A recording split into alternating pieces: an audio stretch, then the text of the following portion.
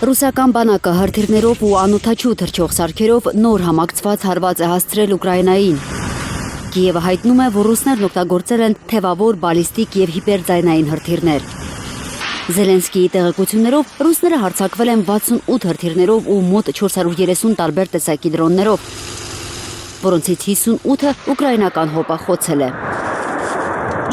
Հարձակման հիմնական թիրախը Կիևի շրջանն է եղել։ Հարվածների հետևանքով զոհվել է 4, վիրավորվել 15 մարդ։ Վնասվել են մոտ 30 էներգետիկ օբյեկտներ Կիևի մարզի 4 շրջաններում։ Տարածաշրջանում նորից էլեկտրաէներգիայի համատարածանջատումներ են։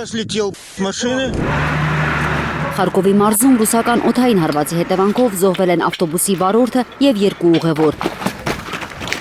Եվս 4-ը վիրավորվել են։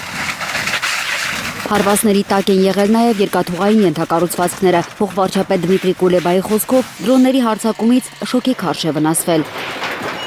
Ուղևորները չեն տուժել, սակայն մեքենավարը և նրա օգնականը բեկորային վնասվածքներ են ստացել։ Մի շոկեքարշ էլ Կրիվոյ Ռոգի շրջանում է վնասվել կայարանի վրա հարվածների հետևանքով։ Ուկրաինական անօդաչուները հարվածել են Կրասնոդարի երկրամասի Թեմրյուկի շրջանի Կովկաս նավահանգստին։ Կովկասը ռազմավարական լոգիստիկ նշանակություն ունի Մոսկվայի համար։ Կերչի նեղուցի մոտ գտնվող նավահանգիստը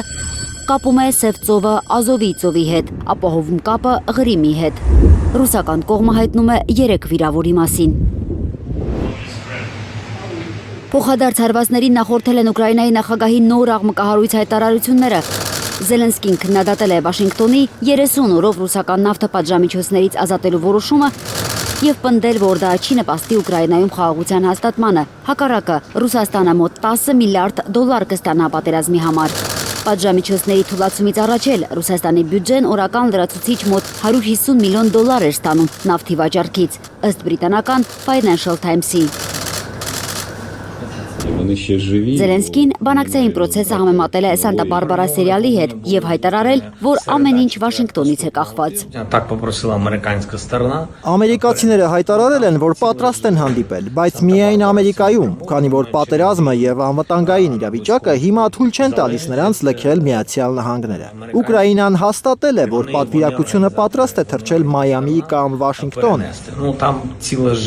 Սակայն ռուսական կողմը հրաժարվել է թռչել Ամերիկա և առաջարկել է 2 երկրներից մեկը՝ Թուրքիա կամ Շվեյցարիա։ Ամերիկացիները մերժել են այս տարբերակը։ Սանտա Բարբարա ամերիկյան դրամատիկ սերիալը տևել է 9 տարի, հայտնի է խճճված սյուժեով ու հաճախ փոխվող գլխավոր դերակատարներով։